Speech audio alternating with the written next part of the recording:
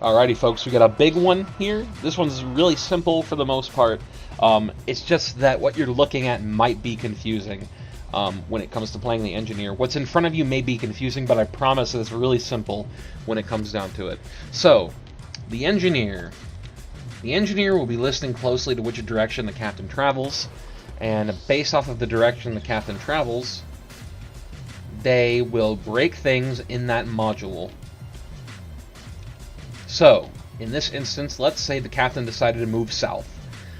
You take a look at your little sheet here, and you look at the south section, and you just pick one of these things that are inside of south to break.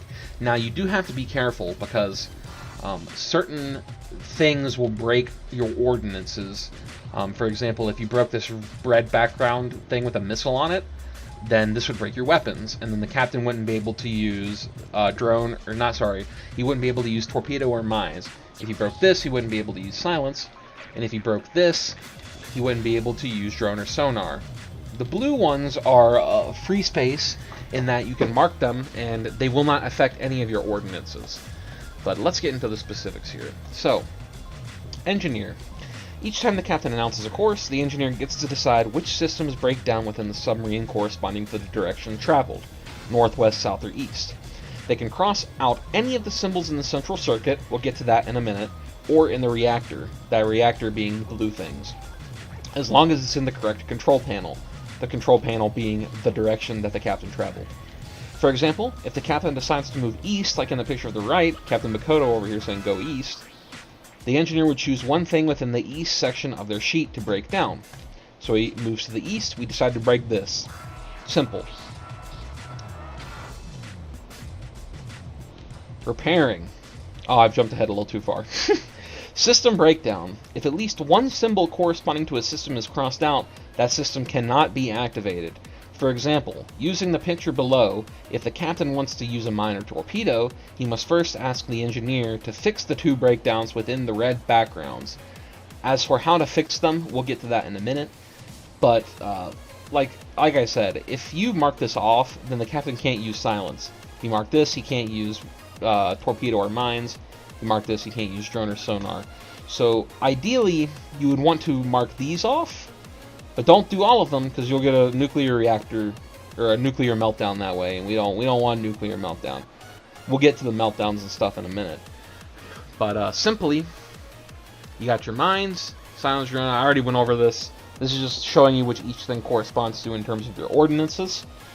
Moving on, we've got repairing. This is where the visual aspect starts to get a little convoluted, but trust me, it's very easy.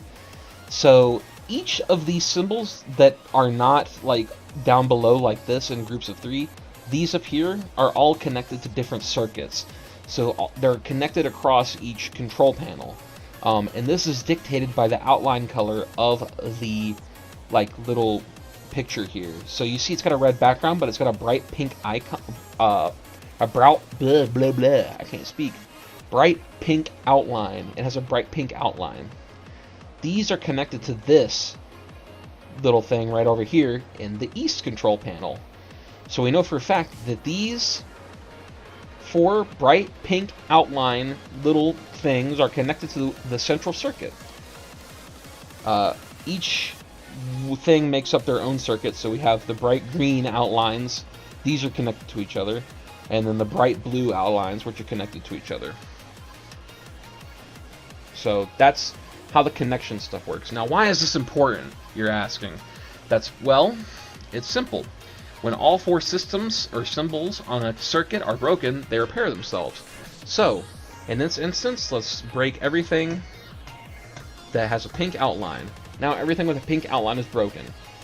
When this happens, the engineer gets to simply revert these back to their normal state, meaning that he repairs them. In order for him to repair them, he has to be in the boiler room, but he can choose to break these wherever he wants, because he's just more so keeping track of it. But when he repairs it, he needs to be in the boiler room. Now, these down here, like I said, they act as free spaces, but if I marked this off, I still cannot use sonar or drones. You want to prevent doing these because of the fact that they cannot be repaired by breaking an entire circuit like you can with your central circuit stuff. The only way you can repair these at the bottom is by surfacing. So just keep that in mind. I say that right here too. Symbols with a black outline can only be repaired via servicing. And these just go over the types of breakdowns that one can experience. So when playing the engineer, this is the main thing you need to be careful about, is breakdowns. And this occurs when you mark off too many of one thing. So there are two types of breakdowns. We have radiation breakdowns and a complete area breakdown. Radiation breakdowns have no effect unless all of the radiation symbols are crossed out or they contribute to a complete area breakdown. When all radiation symbols are crossed out, the submarine suffers 1 damage. The engineer announces damage, then erases all breakdowns from the submarine. Quite simple.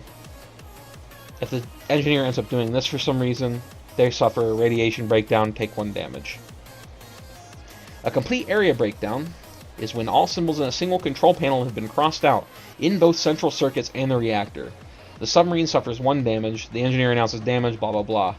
So literally the only difference is, instead of all of the reactors being marked off, is everything within this control panel.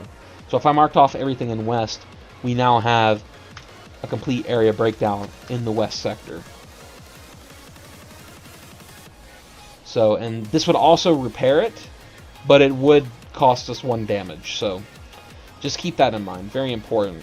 Otherwise, that's pretty much it for the engineer. If you have any questions as to how to play the engineer, I don't know if I did a good job explaining it. I'm just trying to be quick and concise and make it simple. I think it's pretty simple the way it is. Obviously, this format is not the best layout. It could be better, but it works for what it is.